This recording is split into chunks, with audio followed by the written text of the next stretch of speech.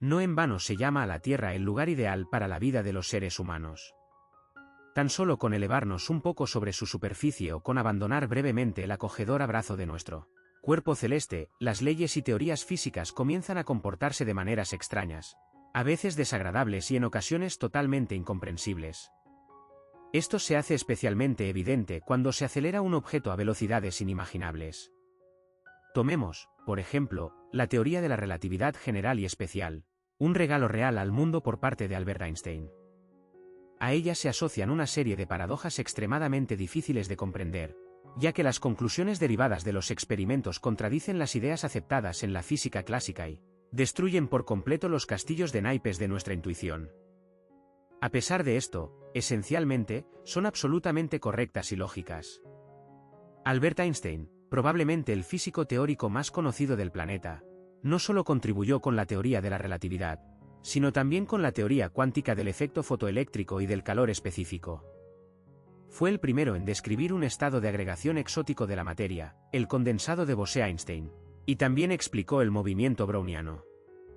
Gracias a Einstein, reflexionamos seriamente sobre la teleportación cuántica y otros efectos difíciles de reproducir incluso con el actual nivel de desarrollo tecnológico. Imagínese en la época en que este genio alemán realizó sus descubrimientos.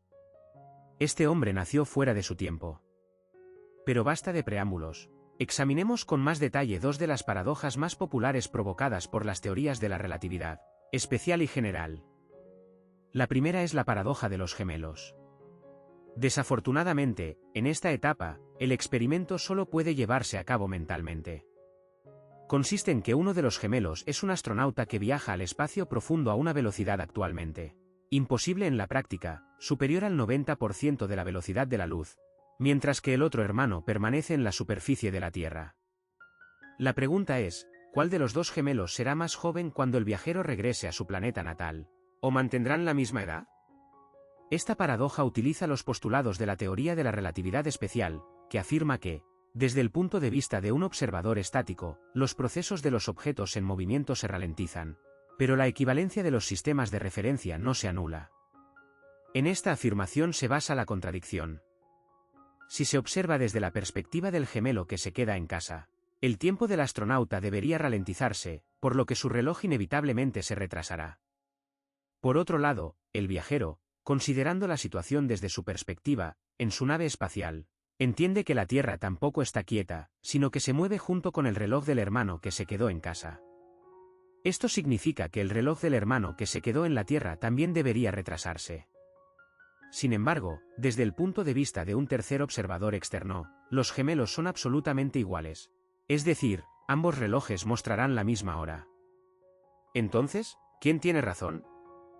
La teoría de la relatividad especial tiene razón al decir que, si no se tiene en cuenta la gravedad de la Tierra, el reloj del viajero será el que se retrase. Consideremos esto con más detalle. Por ejemplo, un gemelo viaja a la estrella X, situada a 20 años luz de distancia, a una velocidad de 0,9 c. En estas condiciones, el astronauta llegará a la estrella en poco más de 22 años según su reloj. Después de eso, la nave espacial dará la vuelta y regresará. Cuando la nave aterrice, el hermano joven y en forma encontrará a un anciano decrépito que ha esperado a su pariente durante más de un siglo. ¿Por qué no 44 años? El paradoja se debe a que, al moverse a una velocidad cercana a la de la luz, entra en juego el efecto de dilatación del tiempo. Cuanto más rápido se mueve uno, más lento transcurre el tiempo en su reloj. Por lo tanto, según las mediciones del observador terrestre, han pasado 103 años, ya que el tiempo del cosmonauta se ha ralentizado considerablemente, y según la fórmula, los 44 años deben multiplicarse por un factor de aproximadamente 2,3. Ahora recordemos lo que dijimos al principio, diferentes puntos de vista, diferentes percepciones del tiempo, incluso para el astronauta.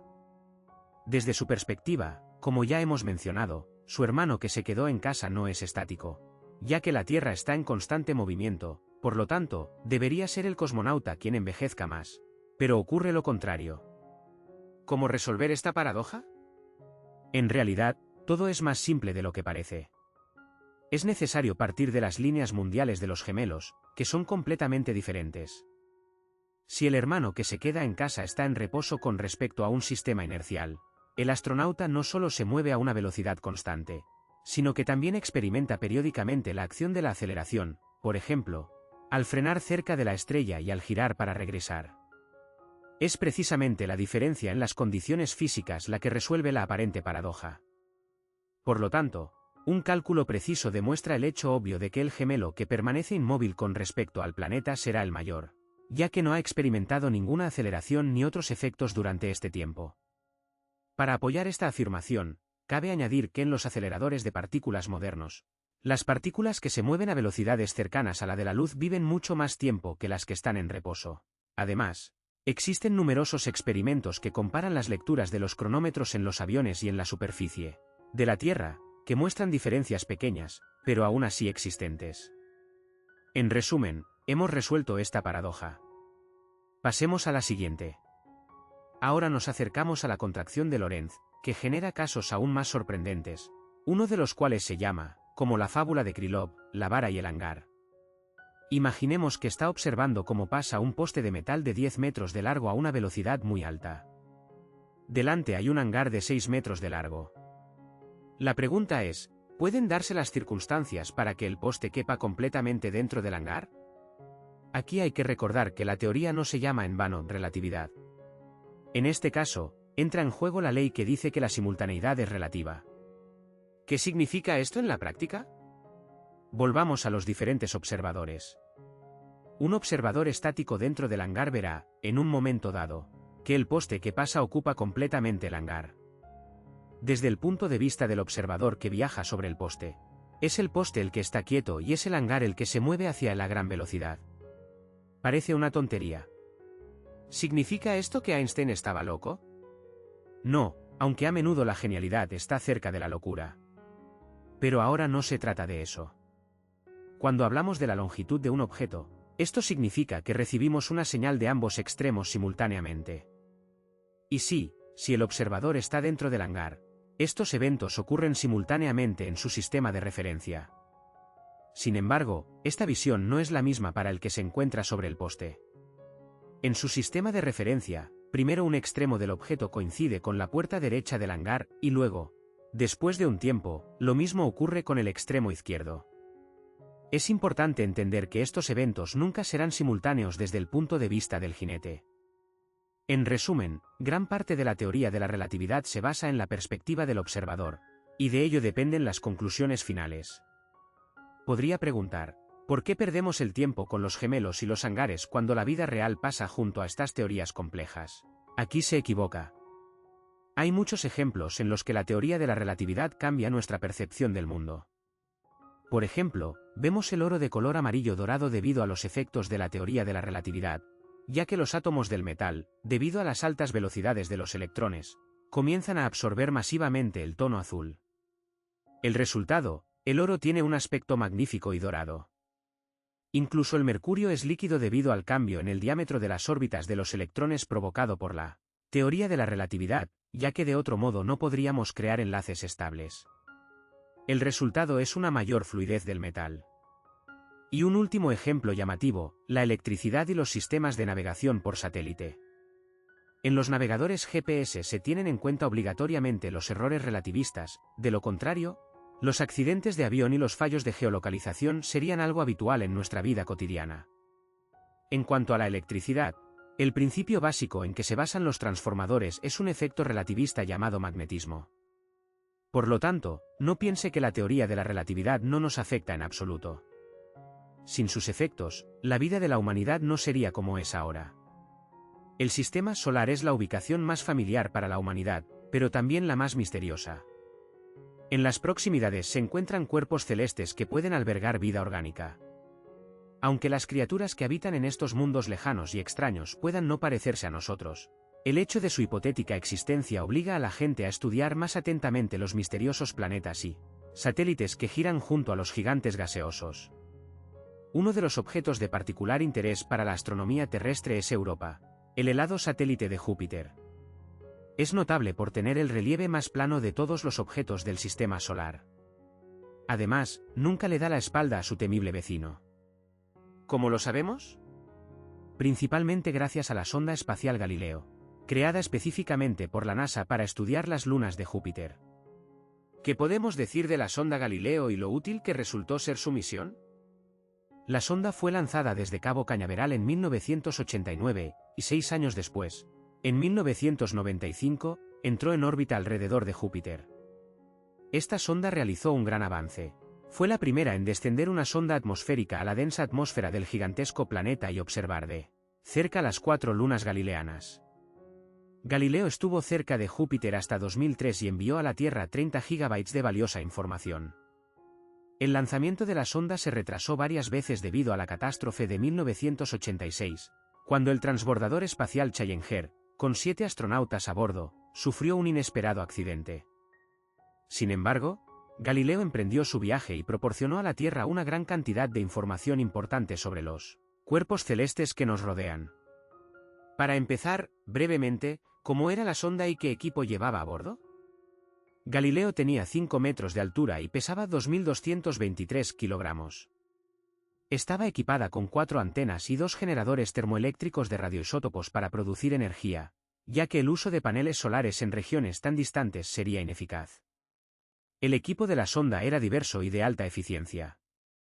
Llevaba 11 instrumentos, entre ellos una cámara fotográfica, un telescopio con revestimiento de tántalo, un fotómetro polarimétrico que detecta la radiación de las ondas electromagnéticas, varios espectrómetros y muchos otros dispositivos. ¿Qué vio Galileo durante su largo viaje? La sonda comenzó acercándose al asteroide Gaspra en el cinturón de asteroides entre Marte y Júpiter, y tomó una fotografía de este planetoide. La siguiente imagen fue un momento grandioso, la caída del cometa Shoemaker-Levy 9, imposible de observar desde la Tierra. El único que lo vio de cerca fue Galileo, que en julio de 1994 se encontraba al otro lado del planeta, a 1,6 unidades astronómicas del gigante. Ahora hablemos de lo que la sonda vio en Europa. Es posible que la sonda haya observado algo inusual en la superficie del satélite. Espere un momento, lo explicaremos todo en orden. La trayectoria de Galileo se diseñó intencionadamente para que se acercara varias veces a Europa a distancias récord, de 560 a 210 kilómetros. A partir de las imágenes recibidas y enviadas a la Tierra el 16 de diciembre de 1997, los especialistas de la NASA crearon un mosaico que muestra claras señales de actividad endógena del satélite, surcos, crestas y líneas.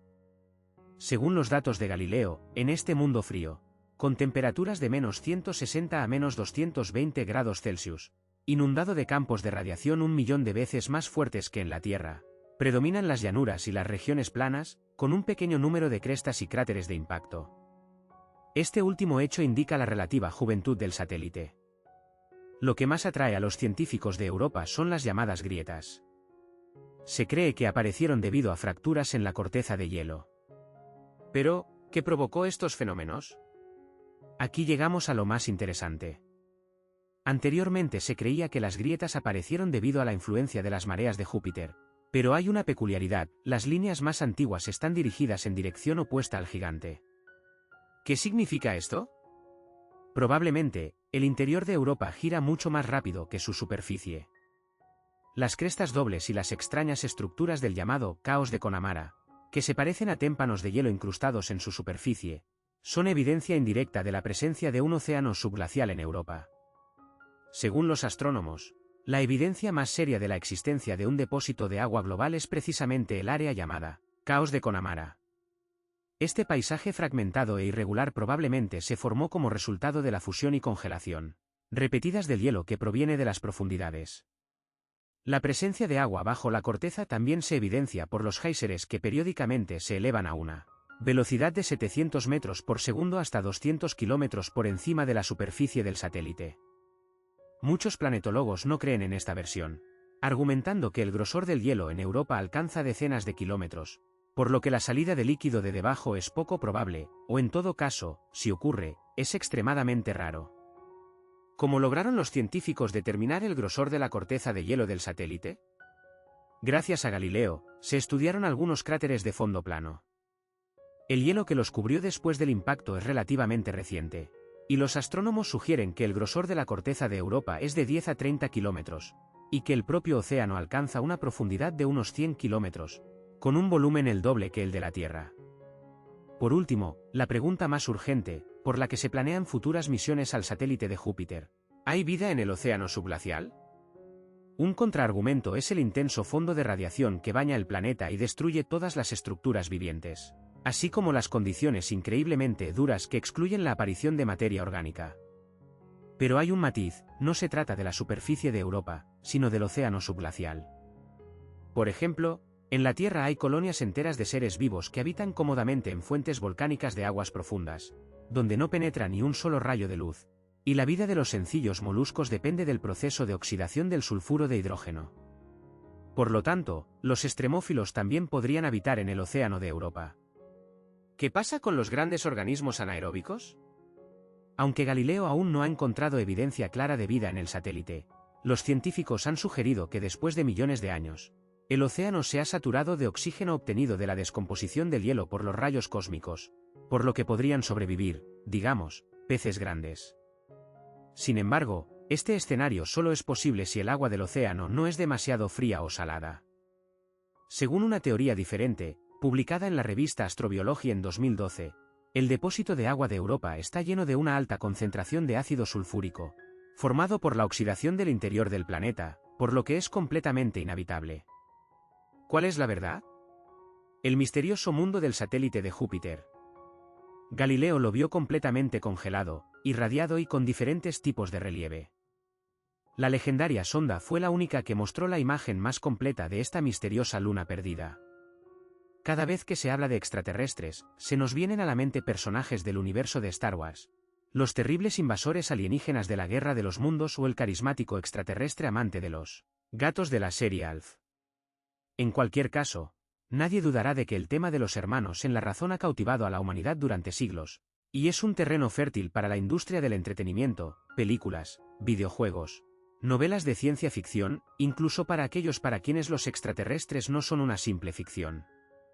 En todo el mundo, miles de personas afirman haber sido víctimas de experimentos de inteligencias extraterrestres, haber sido secuestradas y, para horror de algunos, obligadas a tener descendencia con los secuestradores extraterrestres.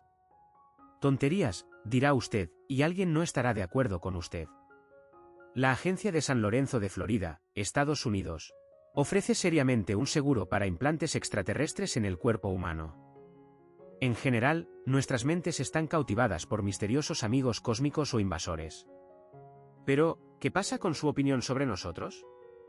Nos preguntamos con frecuencia cómo nos percibiría un representante medio de otro mundo, o si siquiera lo haría. ¿Cómo percibiría a los terrícolas un extraterrestre que llegara a nuestra vieja Tierra? Intentemos imaginarlo durante unos minutos, poniéndonos en la piel de un extraterrestre. Active su imaginación y vamos allá. Imagine que es un representante típico de una civilización que habita un planeta en la constelación de Piscis. Su nombre es Zoidberg, y esperamos sinceramente que le guste su nuevo nombre. Supongamos también que la mayoría de los escritores de ciencia ficción y futuristas tenían razón, y que el nivel de desarrollo tecnológico de su civilización es significativamente superior a cualquier análogo terrestre. Usted tiene la capacidad de viajar por el espacio en naves capaces de moverse a la velocidad de la luz.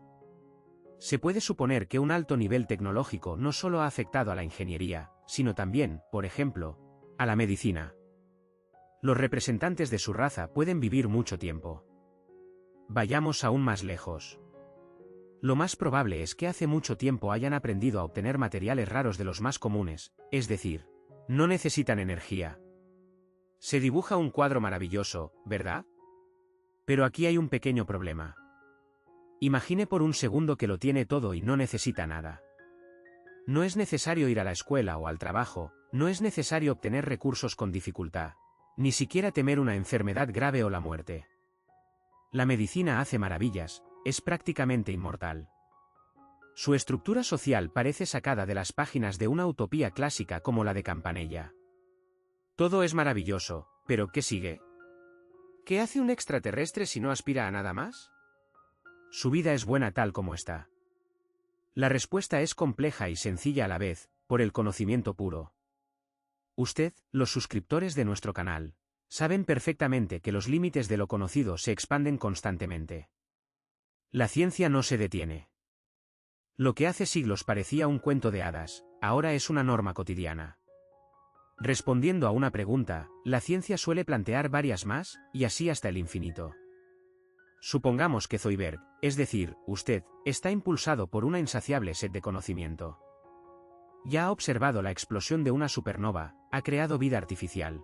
Y ahora su objetivo es observar la vida y las costumbres de los aborígenes de las periferias cósmicas. Por eso se sube a su cómoda nave espacial y se dirige a la Tierra. ¿Qué cree que verá al acercarse al tercer planeta desde el Sol? Basura espacial en órbita, por supuesto, pero eso no es tan importante. Comienza a descender a la superficie, atraviesa la atmósfera y se da cuenta de que los terrícolas sí lo han detectado, ya que usted no se ocultaba demasiado. Pero en lugar de una alegre y exuberante bienvenida, lo esperan soldados y equipo militar. La gente de la Tierra no siempre está preparada para lo peor. Sus propias películas de ciencia ficción se lo han enseñado.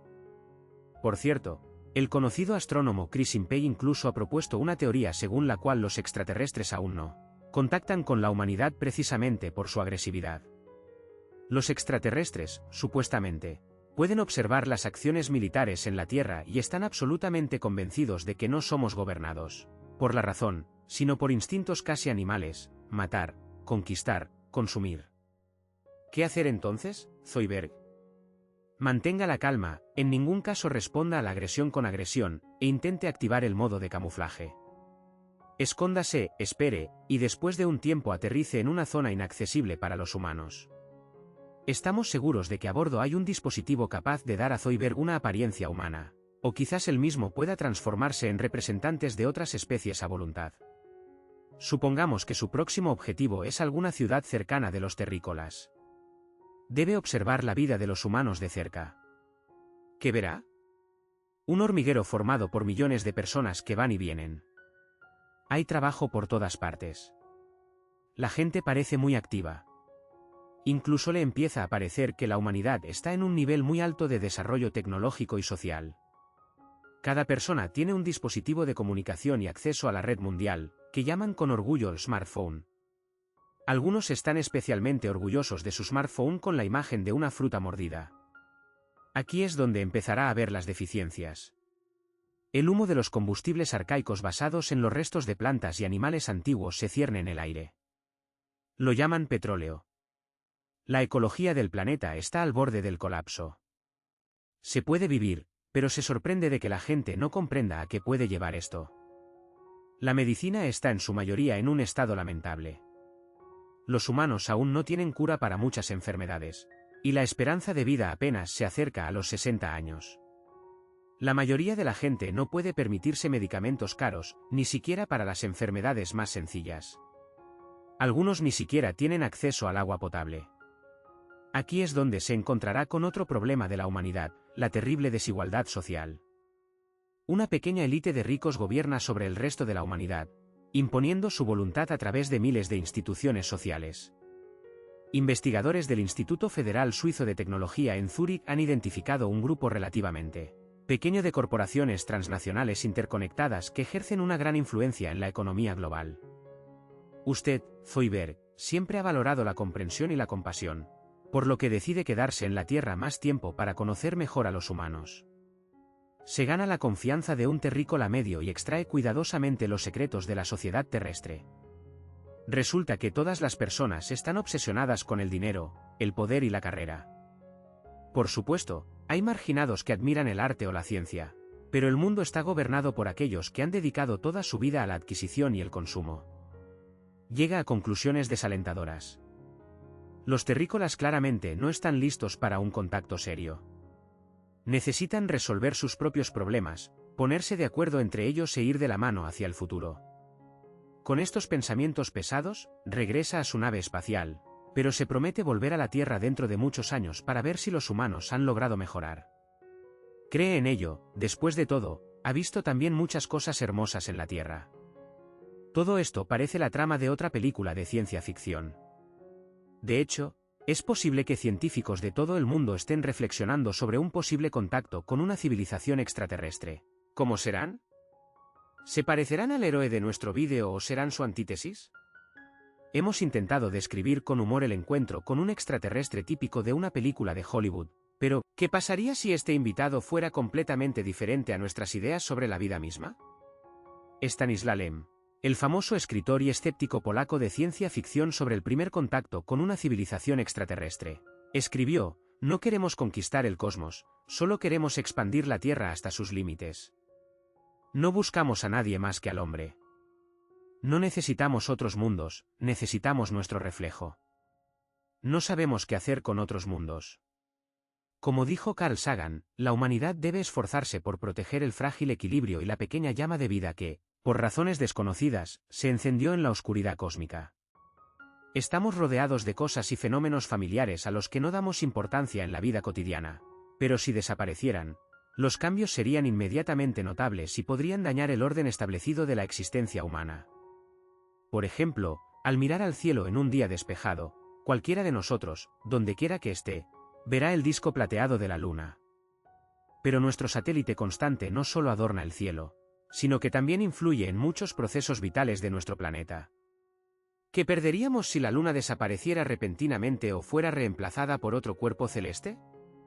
Nuestro satélite es bastante grande en comparación con el planeta madre, y por lo tanto, su presencia constante a una distancia relativamente cercana no puede dejar de afectar al estado de los fenómenos cotidianos e incluso a la salud de los habitantes de la Tierra. Ante todo, es bien sabido que la Luna regula las mareas del océano mundial. La influencia gravitatoria del satélite también afecta a la corteza terrestre, aunque no es tan notable, ya que las estructuras del suelo son mucho más densas que las masas de agua. Es curioso que el Sol también contribuye al movimiento del agua y de la corteza terrestre, pero en mucha menor medida, ya que esta enorme estrella está 400 veces más lejos que la Luna. Nuestra constante compañera, la Luna, se ilumina con la luz del Sol y nos da parte de esa luz vivificante. Es por eso que, después de la puesta de sol, no estamos sumidos en la oscuridad completa. Si hay claros en las nubes, aparece nuestra suave linterna nocturna amarillo-marrón. Pero la influencia de la Luna en la Tierra no se limita a esto. Un objeto grande influye en el campo magnético de nuestro planeta y estabiliza el eje terrestre, permitiendo que permanezca constantemente inclinado 23 grados. Esto proporciona condiciones adecuadas para la vida, y los días y las noches son aproximadamente iguales en duración, lo cual es conveniente para la existencia humana. Para comparar, la inclinación del eje de Urano, del que hablamos en uno de nuestros episodios anteriores, es de 93 grados, por lo que la noche polar allí dura más de 40 años. Pero el efecto más conocido de la Luna es su efecto de frenado. Ralentiza ligeramente la rotación de la Tierra, por lo que no hay huracanes constantes en la superficie de nuestro planeta. Sin la Luna, nos esperarían noches impenetrables. La gente se privaría del placer de observar los impresionantes eclipses solares y las mareas. El día duraría no más de 6 a 8 horas y el año tendría unos 1100 días. La realidad serían veranos infernalmente calurosos e inviernos mortalmente fríos, y vientos similares a los de Júpiter arrasarían con todo a su paso. Además, teniendo en cuenta la influencia estabilizadora de la Luna sobre el eje terrestre, la propia existencia de la vida en el planeta se pone en duda. Ahora pensemos qué pasaría si en nuestro cielo brillara no la Luna, sino, digamos, Marte. En un futuro próximo, la humanidad, liderada por Elon Musk, planea la colonización del planeta rojo, pero nadie espera una vecindad tan cercana. ¿Qué nos espera en este caso? ¿Un florecimiento sin precedentes de la civilización o un apocalipsis destructivo? Si Marte se convirtiera en nuestro satélite, las consecuencias serían impredecibles para ambos objetos. Piénselo, incluso la Luna es un cuerpo demasiado grande en relación con la Tierra. ¿Qué decir de Marte? Pero empecemos por las características externas. El planeta rojo es el doble de grande que nuestro satélite actual, por lo que en el cielo terrestre se vería muy épico, una gran bola naranja ladrillo. Ahora, la Tierra nocturna está iluminada por una luz amarillo-blanca, pero Marte la teñiría de un siniestro color carmesí, y la intensidad de la iluminación sería 4 veces mayor. ¿Por qué es posible? Debido a la mayor superficie del planeta rojo, que refleja la luz solar más activamente. Pero las diferencias no se limitan a esto. Las mareas serían mucho más fuertes. Actualmente, la marea más significativa de la Tierra se observa en la bahía de Fundy, en Canadá, donde el agua sube 18 metros. Si Marte reemplazara a la Luna, la altura de esta marea se convertiría en un monstruo de 70 metros, lo que provocaría la inundación de las zonas costeras. La corteza terrestre activaría notablemente su movimiento, las placas tectónicas adquirirían movilidad. Se producirían numerosos terremotos, los volcanes dormidos despertarían. Y a los terrícolas les esperaría otra plaga, frecuentes tsunamis, que se convertirían en un fenómeno cotidiano. La amplitud térmica se desestabilizaría, lo que provocaría el deshielo parcial de los glaciares y haría que las mareas fueran aún más altas y potentes. Un panorama poco atractivo, ¿verdad? Pero veamos la situación desde el punto de vista del planeta rojo. ¿Cómo cambiaría la vida en Marte si, junto a Phobos y Deimos, apareciera su nuevo vecino, la Tierra? Le aseguramos que en este caso, el objeto cubierto por el óxido secular también sufriría cambios significativos. En primer lugar, la proximidad de la Tierra afectaría la temperatura de la atmósfera de Marte. Aumentaría tanto que provocaría el deshielo de los casquetes polares. A largo plazo, esto significa lo siguiente: con el tiempo, el planeta rojo se transformaría en un análogo de la Tierra y se convertiría en un objetivo muy atractivo para la terraformación. Pasaría poco tiempo, según cálculos aproximados, unos 8 años, y el planeta rojo brillaría con todos los colores de la vida. ¿No es esto lo que sueña en secreto el progresista reformador Elon Musk? Quizás el ingeniero sueña con ver el disco carmesí de Marte aparecer en el cielo terrestre. No sería necesario organizar una peligrosa expedición que durara meses para llegar a un planeta lejano. Solo 15 horas, y una nave con humanos aterrizaría en la superficie del recién estrenado satélite.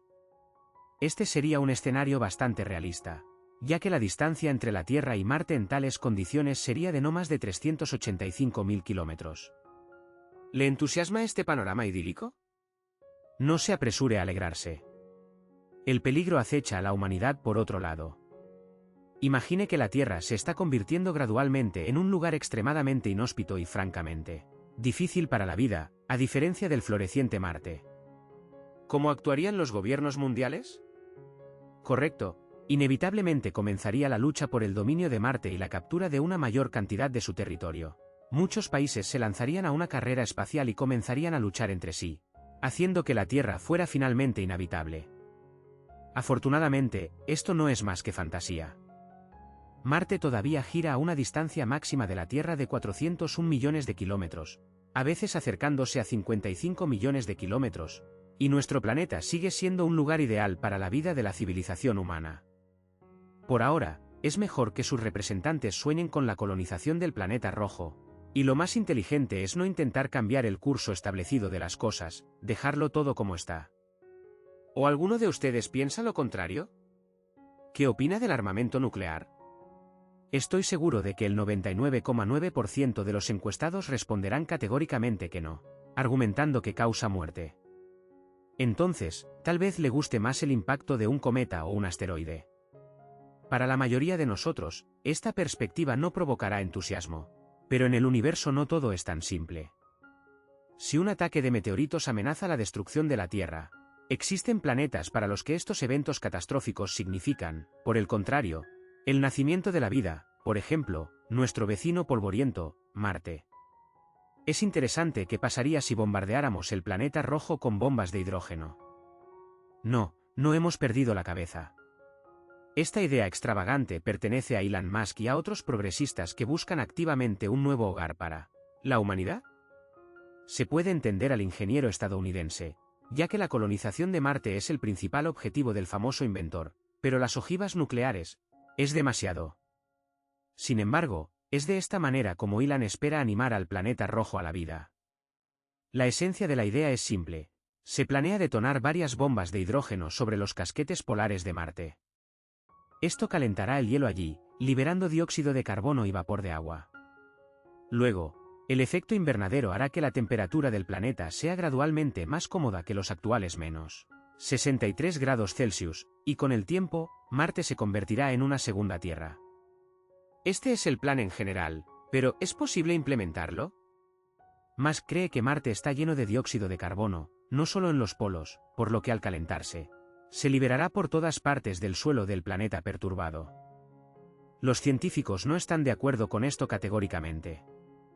Es por eso que todavía no vemos brillantes destellos explosivos ni un tentador Marte verde azulado a través del telescopio. El tema de la colonización de Marte es relevante desde hace años, Pero solo recientemente los astrobiólogos y físicos han empezado a plantear escenarios para la terraformación de planetas. Antes de esto, nadie envidiaba el destino de los futuros colonos en este cuerpo celeste frío. Si tienen suerte y los astronautas no mueren a causa de la intensa radiación cósmica y las sobrecargas durante el aterrizaje, y tampoco enloquecen en el camino, les espera una existencia monótona en completa soledad en medio de paisajes desérticos. Un trabajo agotador en bases autónomas para cultivar alimentos, cuya cantidad será estrictamente limitada. Y vivir en hangares de vidrio y cuevas iluminadas por fuentes de luz artificiales. Si un colono decide conocer el auténtico mundo marciano, tendrá que ponerse un voluminoso traje espacial y salir del refugio a su propio riesgo y ventura. Es comprensible que la terraformación del planeta rojo facilitaría considerablemente la vida de los extraterrestres terrestres, así que, ¿por qué no hemos utilizado todavía la idea de Musk y no hemos comenzado el bombardeo de Marte? El hecho es que el efecto puede estar lejos de lo esperado. Marte ha estado perdiendo su atmósfera durante millones de años, por lo que lo primero que hay que hacer es recrearla hasta los parámetros terrestres.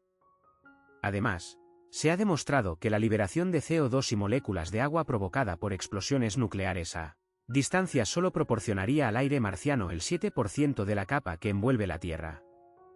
La presión en una atmósfera de este tipo solo aumentaría hasta 7,1 kilopascales, mientras que las plantas necesitan al menos 50 kilopascales para su desarrollo. Y si los astrónomos no ortodoxos que atribuyen al suelo marciano la ocultación de enormes reservas de dióxido de carbono almacenadas no solo en los polos, ¿tienen razón?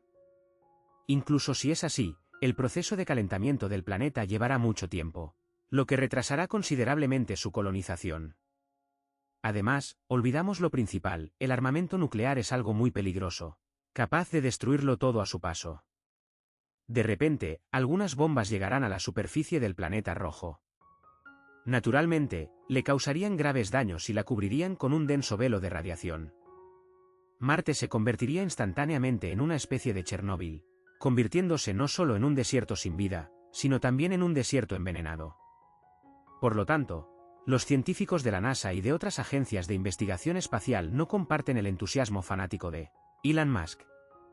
Más aún, basándose en los datos de las sondas orbitales Mars Reconnaissance Orbiter y Mars Odyssey, creen que el planeta rojo no es terraformable, es decir, es prácticamente imposible hacerlo habitable. El veredicto es desalentador, pero no definitivo, ¿verdad? ¿Por qué entonces el programa de colonización de Marte se interrumpió en 2019? En cualquier caso, todavía hay algunas opciones para bombardear Marte para que, después de siglos, se convierta en un refugio para los terrícolas. El bombardeo de asteroides implica un ataque controlado al planeta rojo con una multitud de meteoritos y cometas grandes, o el colapso de uno de los satélites perdidos en Marte. El efecto será similar al de la explosión de bombas nucleares, pero sin contaminación radiactiva. Pero este esquema también tiene un inconveniente: la destrucción inevitable y las consecuencias desconocidas de los impactos, hasta el cambio en los parámetros de rotación y órbita del objeto. Por lo tanto, este método de terraformación requiere una revisión completa. La explosión desde el interior para activar la autogeneración del campo magnético del planeta rojo requeriría que Marte se rellenara con bombas desde el interior. Se planea colocarlas cerca del núcleo, y cuando los explosivos detonen, probablemente se activará el